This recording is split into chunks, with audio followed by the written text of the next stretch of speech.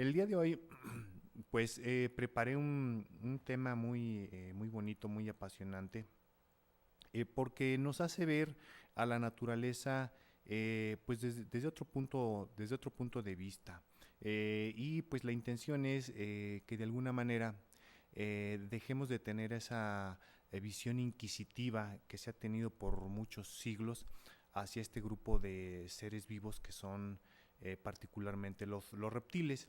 Entonces hoy pues vamos a hablar sobre el veneno y los helodermas.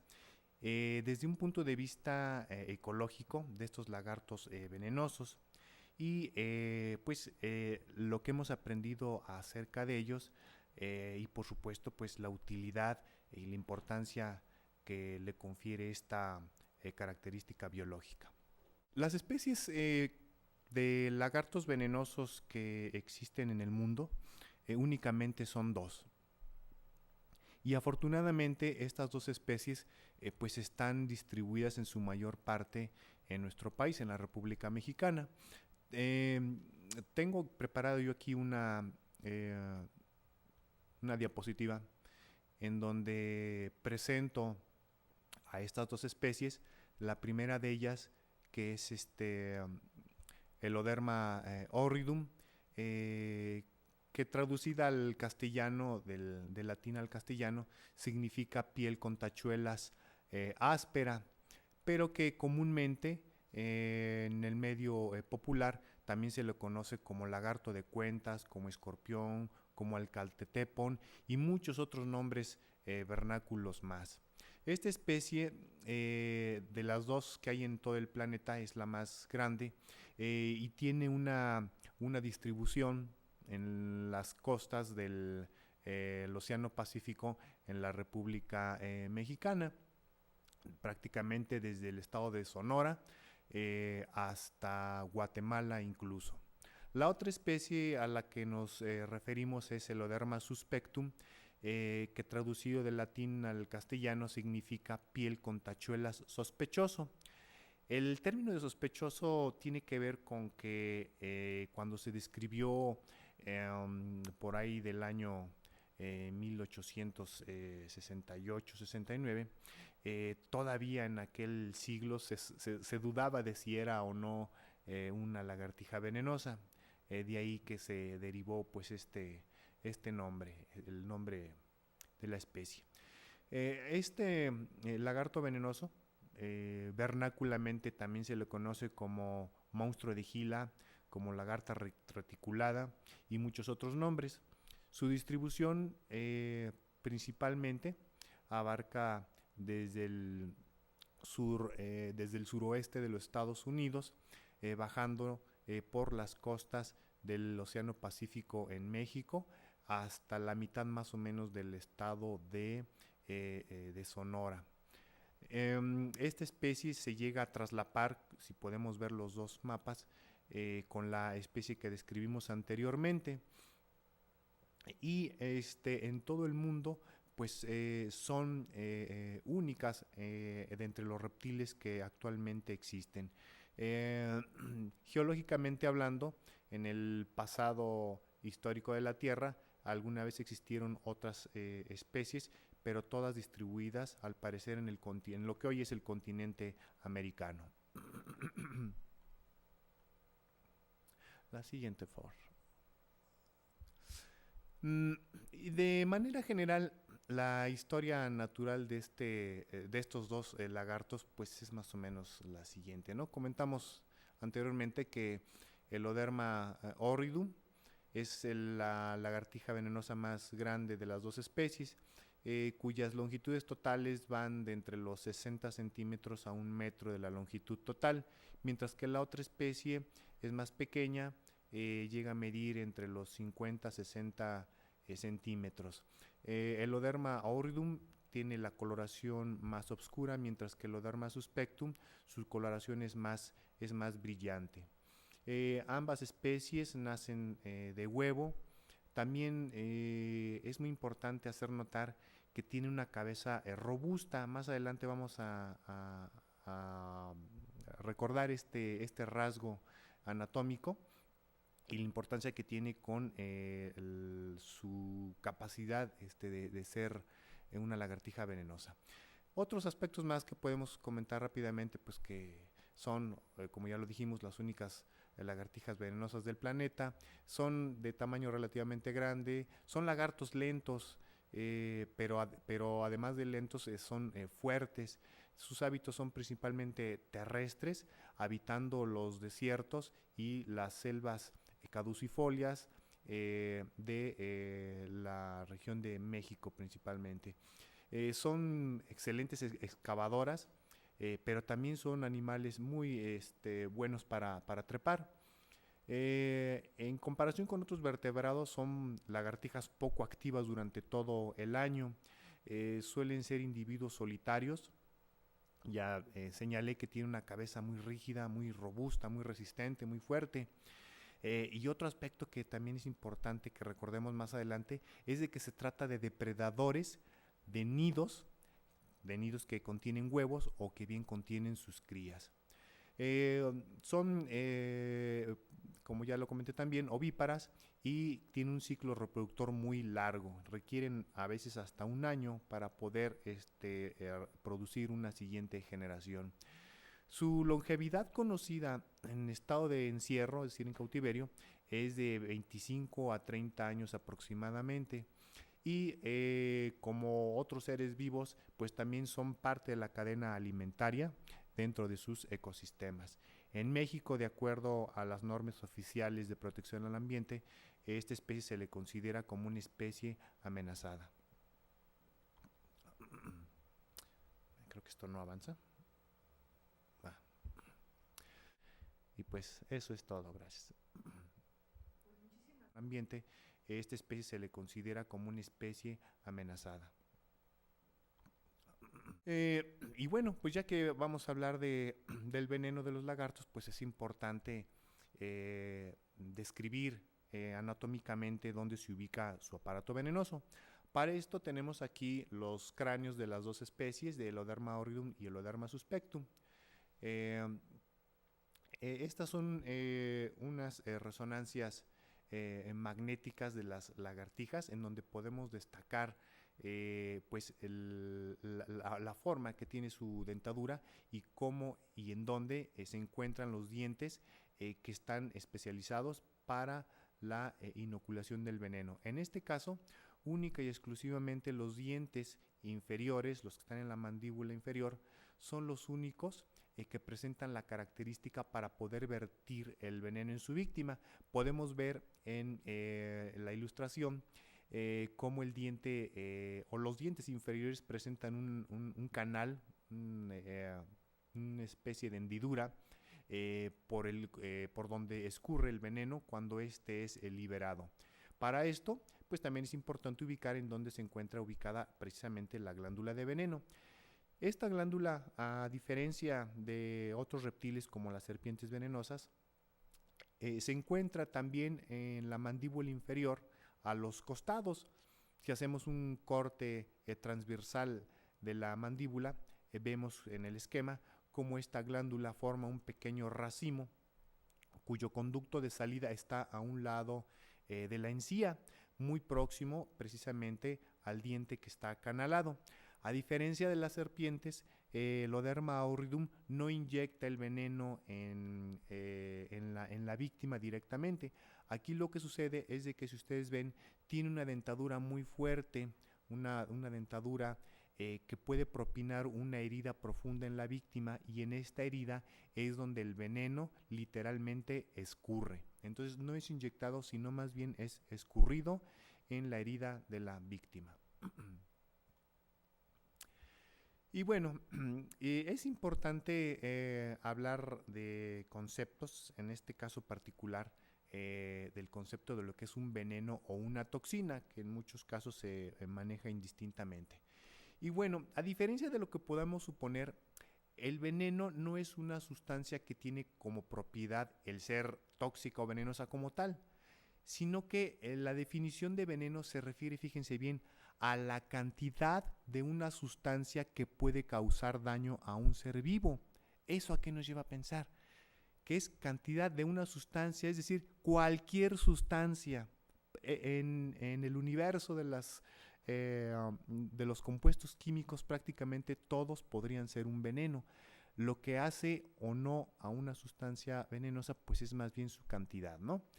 Esto ya se conocía desde luego desde el siglo XV, fue Paracelso, un médico de la época, quien describió que prácticamente todo es veneno, que la diferencia está en la dosis. Entonces, de manera muy popular es como podemos describir la definición de una toxina. Ahora, algunos ejemplos de toxicidad. La sal que consumimos nosotros todos los días puede constituir un ejemplo de un veneno. Se conoce que la dosis letal, en este caso de ratas, es decir, la cantidad de sal que podría matar el 50% de una población de ratas en dosis oral, es de unos 3.000 miligramos por kilogramo de pesos, o lo que es lo mismo, 3 gramos por kilogramos de peso. Y podemos hacer, para que ustedes tengan una idea más real, una rata de 300 gramos requeriría una cantidad de 0.9 gramos, es decir, de 1 gramo aproximadamente de sal entera compactada pura, vía oral, para que pudiera matar la mitad de la población de las ratas que se estén experimentando. Ahora, si no tienen de momento la idea de cuánto es 1 gramo, agarremos un lápiz de madera, dividámoslos en 10 partes y una parte de ese lápiz, eso sería 1 gramo, y esa es la cantidad que una rata necesitaría. Otros ejemplos de toxicidad también muy conocidos, muy famosos, pues es la batraciotoxina, que es un veneno obtenido de las ranas tropicales de Sudamérica, que han sido comúnmente utilizadas por los aborígenes de la región para envenenar sus flechas. Se conoce, o se estima, mejor dicho, que la dosis letal 50 para seres humanos vía intramuscular, es decir, si la pudiéramos inyectar en el músculo de una persona, sería, fíjense, de 0.002 miligramos por kilogramo de peso, o lo que es lo mismo, una persona con un peso de 70 kilogramos necesitaría por ahí de 0.00014 gramos. Es una cantidad infinitamente pequeña, y con eso sería suficiente para poder causar un daño letal al 50% de la población humana. Entonces imagínense lo tóxico que es este compuesto biológico. Uno más es el de la famosa toxina botulínica, producto muy utilizado en la medicina y más particularmente como medio cosmético. Se conoce que la dosis letal para los ratones, para una población que pueda matar el 50% de la misma, es de, fíjense, a ver si puedo contar bien, 1, 2, 3, 4, 5, 6, 7 ceros y luego 3 miligramos por kilogramo de peso. Ya traducirlo a cantidades más visibles pues realmente no tiene sentido, porque estamos hablando de un volumen infinitésimamente pequeño, ¿no? Lo que sí nos podemos dar una idea es de cómo precisamente podemos hacer alusión a que la cantidad de la sustancia es lo que la convierte en una toxina importante, ¿no? Y bueno, pues ya con ejemplos directos para el caso del veneno de Eloderma, la dosis letal 50 conocida para ratones, vía intravenosa, va de por ahí de los 0.4 a los 2.7 miligramos por kilogramo de peso. Es decir, que para una persona de unos 70 kilos de peso necesitaríamos 0.89 gramos. Es decir, casi 0.2 gramos. ¿Recuerdan ese pedacito de lápiz que les dije que rompieran en 10 partes? Bueno, a ese pedacito ahora pártanlo en 5 partes y agarran una. Y esa es la cantidad que necesitaríamos del veneno de Eloderma para poder matar con una probabilidad del 50% a una persona, ¿no? Este veneno, si lo comparamos con otros, como el caso de las serpientes de cascabel, pues es relativamente menos tóxico. Podemos ver, por ejemplo, que el caso de la víbora tropical de cascabel, sus dosis letales de 0.09, es decir, es todavía más potente la toxina de esta serpiente, ¿no?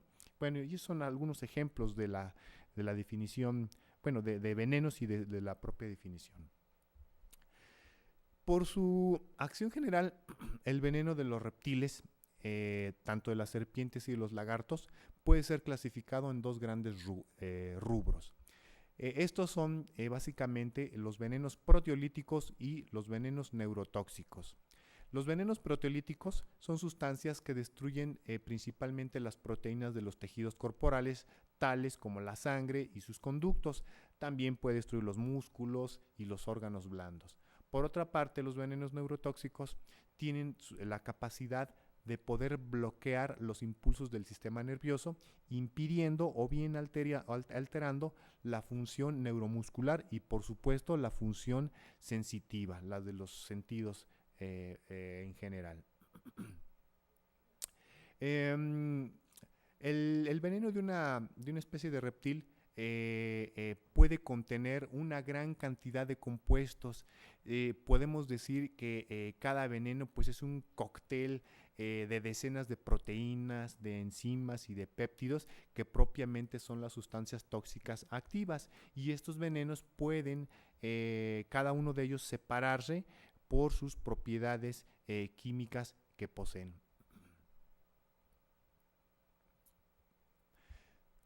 Bueno, para poder nosotros entender cuál es el papel ecológico del veneno de los celodermas, pues es propio hablar antes de lo que la evolución tiene por antecedente. En este caso, pues cuál es el papel ecológico del veneno de las serpientes, y con esto podemos establecer pues un parámetro de comparación.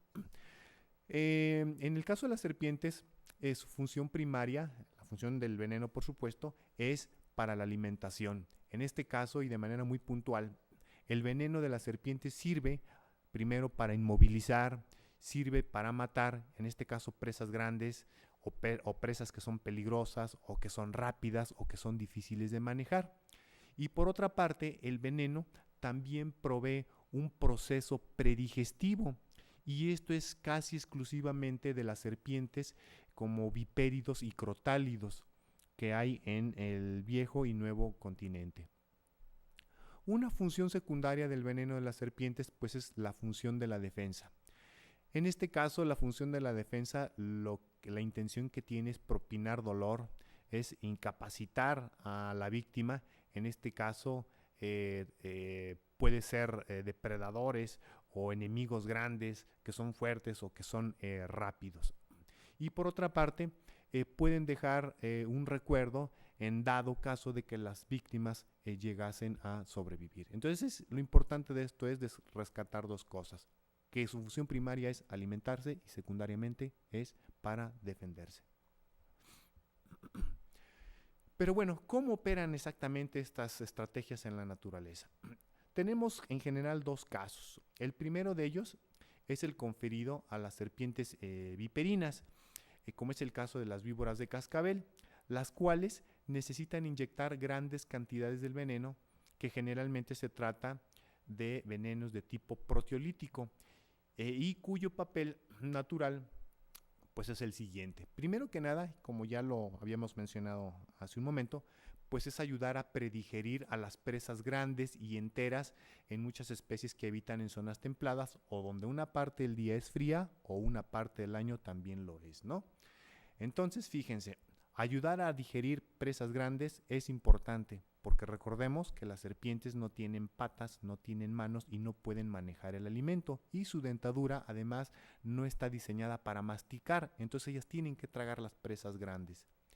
Por otra parte, otro papel natural pues es evitar el peligro durante el combate. Las serpientes evitarán a toda costa luchar contra presas grandes o que son peligrosas, y el aparato venenoso pues prácticamente está diseñado en este orden: primero para atacar, después esperar, luego buscar a la presa, después ingerir el alimento. En ese orden es como está la naturaleza ha diseñado el aparato venenoso en serpientes. Esta es una ilustración de una serpiente tropical, de una serpiente de clima frío, en donde podemos apreciar claramente la dimensión del tamaño del bocado. O sea, es una rata enorme, que tiene que pasar por la cavidad oral y que enterita debe de ser digerida en el interior del cuerpo de la serpiente. Así que la función predigestiva en estos animales pues es importante para la sobrevivencia de este grupo de seres vivos. Otro papel importante en la naturaleza del veneno en este tipo de serpientes pues es el de ahorrar energía, sí, aunque parezca extraño.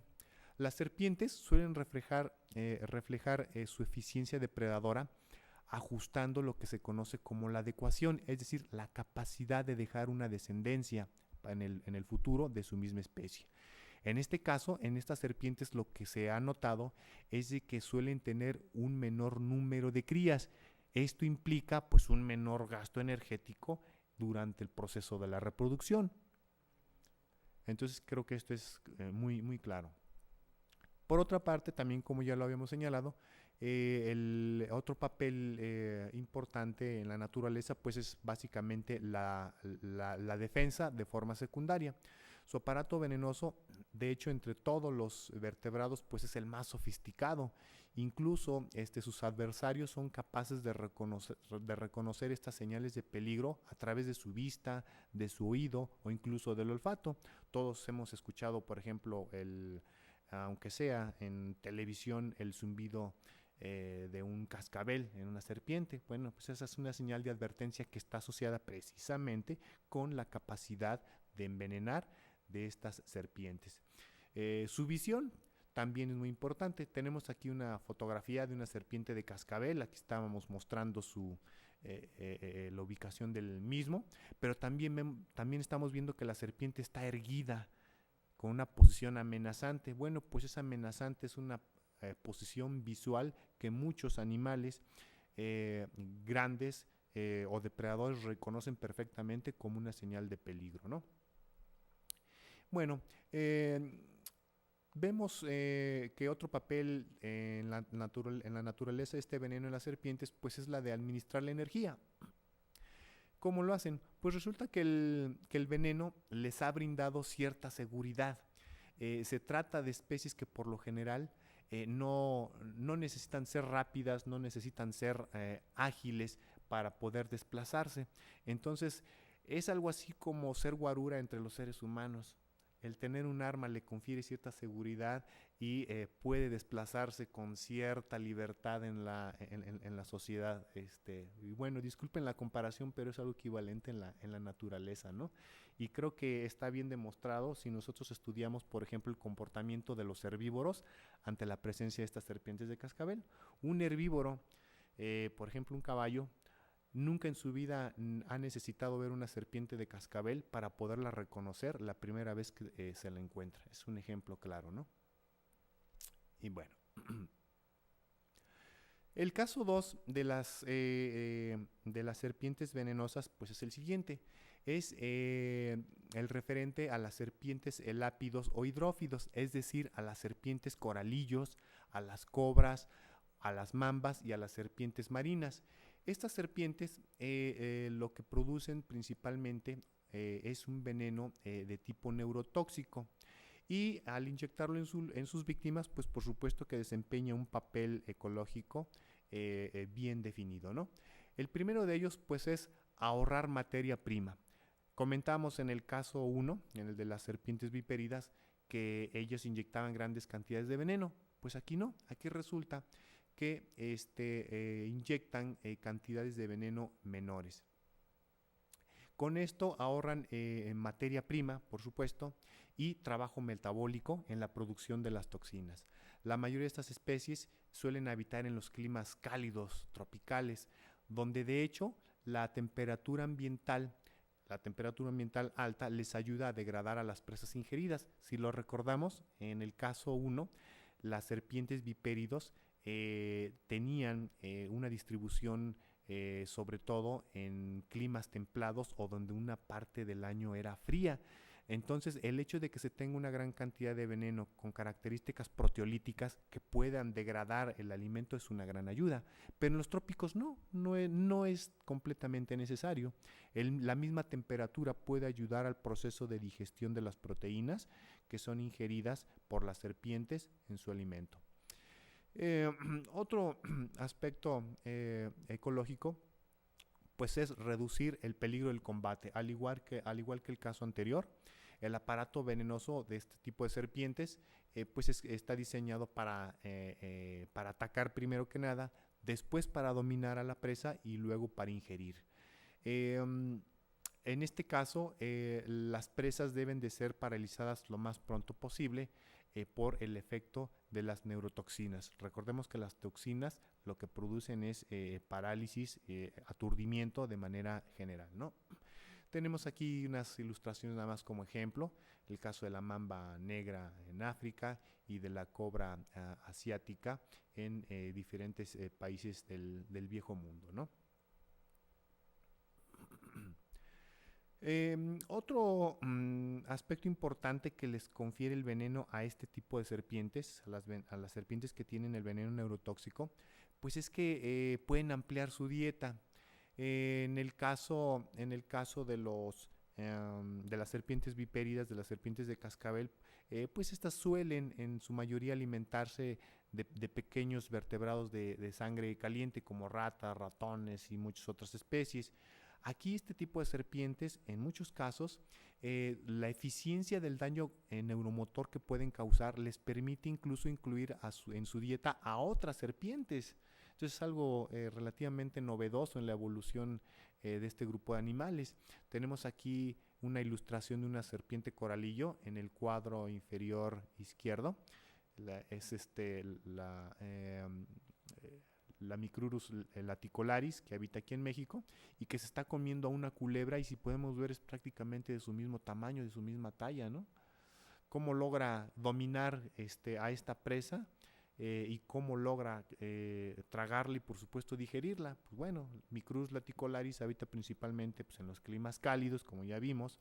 Su veneno debe de ser eficiente para poder paralizar a esa presa y poderla de este modo tragar, ¿no?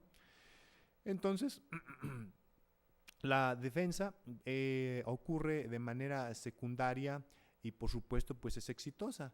Incluso diversos adversarios pues reconocen a estas especies como una fuente de peligro, ya sea a través de su visión o de su olfato. El mismo coralillo es un ejemplo. Esos colores brillantes no son otra cosa que una señal de advertencia para estos adversarios.